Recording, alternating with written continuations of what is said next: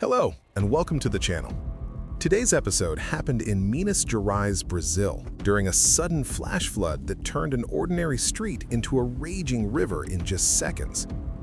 It all started when Daniela and her friend were inside a store and noticed the water outside was rising fast.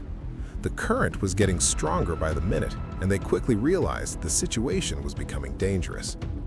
Daniela decided to act immediately. She tried to move her motorcycle to a safer place before the flooding got worse. But what happened next was terrifying. Within seconds, the force of the water intensified dramatically, and the flash flood knocked the motorcycle over with Daniela still on it. Her friend jumped into the water to help her, but the current was so powerful that they couldn't hold on. The motorcycle started being dragged away as if it weighed nothing. With no other choice, they let go of the bike. And that's when everything went wrong. Both women were swept away by the floodwater, carried down the street with no control, dragged across the pavement and slammed into rocks along the way. They were pulled for several meters until they began screaming for help.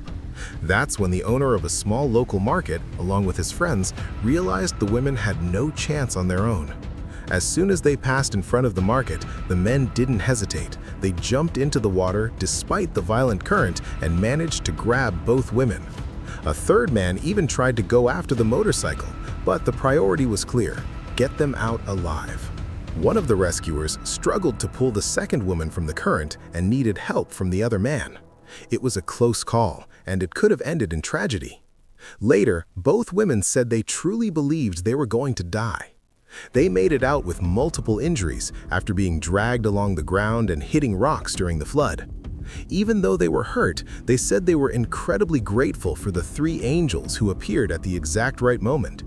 In an interview, the market owner said he didn't think twice, especially because there were large storm drains nearby, and if they had been pulled into one, they could have disappeared.